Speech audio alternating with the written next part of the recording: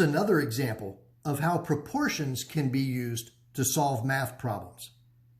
Remember now, a proportion is an equation of ratios. Also remember that on this pizza, I ate 2 pieces out of 6.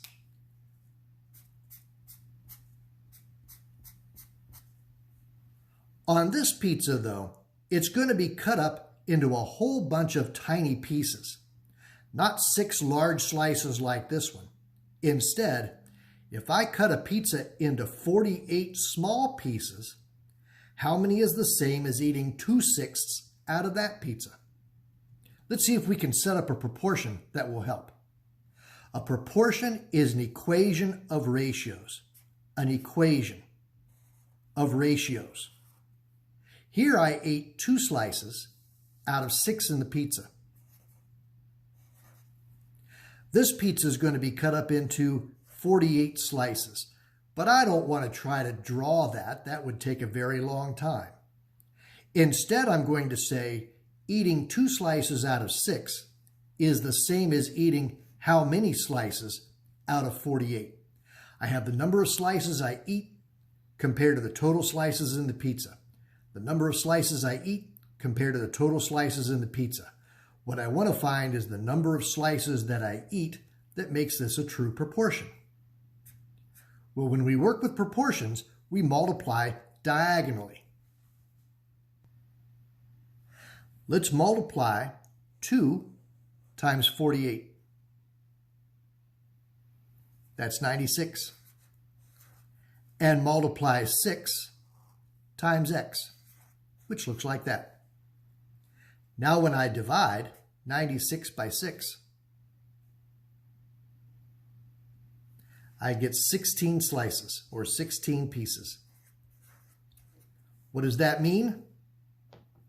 Eating 2 slices out of 6 on this pizza would be the same as eating 16 slices out of this pizza cut up into 48 very small pieces.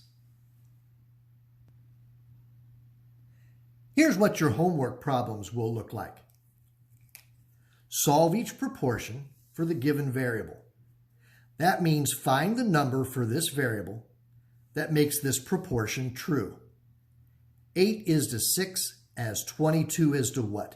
Now, before I even start, I can get an idea of the answer. I notice that 6 in the bottom is smaller than 8. My answer here must be smaller than 22. Let's try it. I'll multiply diagonally. 8 times y and 6 times 22. 132. Then divide. 132 divided by 8 is 16 and a half, 16.5.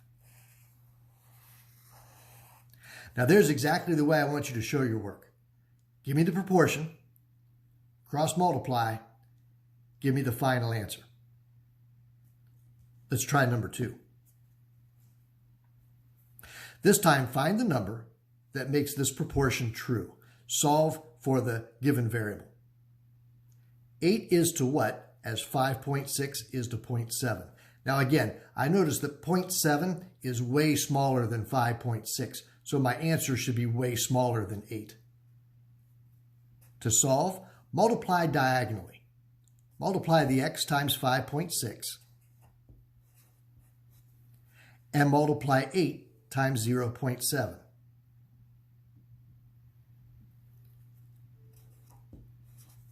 Now when I divide, I'm dividing a number by itself. I know a number divided by itself has got to be 1. Great. 1 is the number that if I put it there, makes this a true proportion. Let's try number 3. On number 3, find the number that solves this proportion, that makes it true. We'll multiply diagonally. X times 1.5 looks like this. 3 times 0.8 is 2.4. Now divide. When you divide, make sure that you put the number that isn't next to the variable in your calculator first. It should be 2.4 divided by 1.5, which is 1.6. When you do your homework, show your work just this way. Write the proportion down, cross multiply, circle your final answer. All right, your turn. Go work some homework problems. I'll see you later on today.